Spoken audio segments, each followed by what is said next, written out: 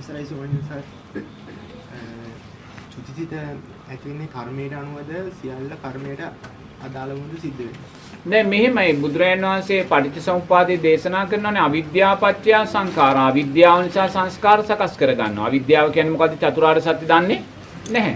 ඒතකොට චතුරාර්ය සත්‍ය නොදන්න නිසා අපි මොකද්ද කරන්නේ?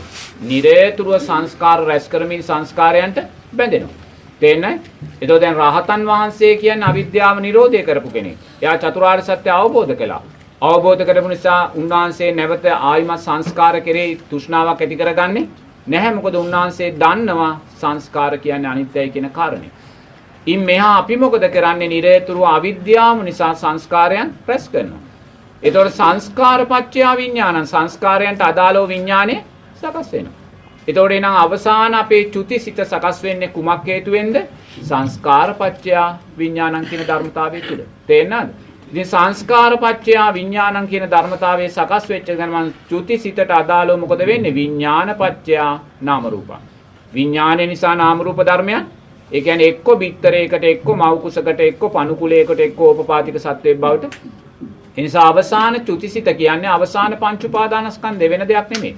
ඒතර අවසාන පංච උපාදානස්කන්ධේ නම් පංච උපාදානස්කන්ධය කියන්නේ මොකද්ද? රූප, වේදනා, සංඥා, සංකාර, විඥාන. විඥානය කියන කාරණේ තමයි එතන අවසානයේ සකස් වෙන්නේ. දැනීමට අදාළව දැන් මහත්යා පින් කරපු කෙනෙක් නම් ඒ පින හොඳින් පුහුණු කරලා තිබ්බනම් මැරෙන වෙනාවේ පිනට අදාළව දැනීම සකස් වෙනකොට මහත්යාට එක්ක ශාස්ත්‍රීය දිව්‍ය තලයක් පේනවා. එක්ක ශාස්ත්‍රීය දෙවියෙක් පේනවා. එක්ක පාවඩයක් එළලා තිනවා පේනවා දිව්‍ය තලයට. දැනීම සකස් වෙනවා කුමක් හේතුවෙන්ද? සංස්කාර හේතුවෙන්.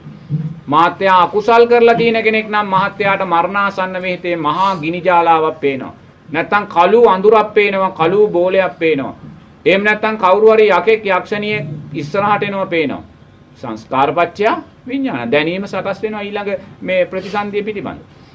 ඉතින් ඒක තමයි මේ පටිච්චසමුප්පාදෙදි කියන්නේ. දැන් මා කෙනෙකුට දිවිනසා ගන්න හිතෙන්නේ මොකක් නිසාද?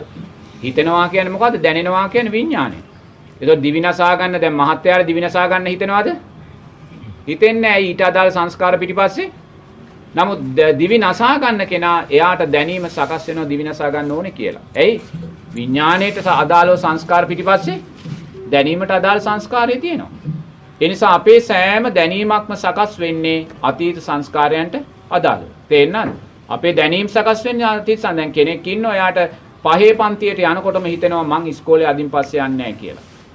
එයා කවදාකවත් ඉස්කෝලේ යන්නේ නැහැ. එයාගේ අධ්‍යාපනය එතනින් කඩාකප්පල් වෙනවා. එයි ඊට අදාළව සංස්කාරය ආදු පිටිපස්සේ එයා පෙර ජීවිතේ මහාන බමුණන් ළඟට ගිහිල්ලා කල යුත්ත නොකල යුත්ත සීලය දුස්සීලභාවයේ ධර්මයේ අධර්මයේ ගැන අහලා නැහැ.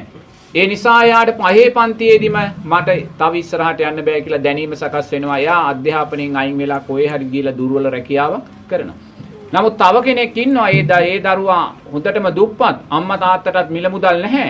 නමුත් එයාට දැනීම සකස් වෙනවා මං පාන්දර 3ට නැගිටලා හරි පාඩම් කරලා හරි මං ඉස්සරහට ගිහිල්ලා ඉහළ වෘත්තිකයෙක් වෙනවා කියලා. ඒ දැනීම කවුද දුන්නේ? අම්මා තාත්තා දුන්නේ නැහැ.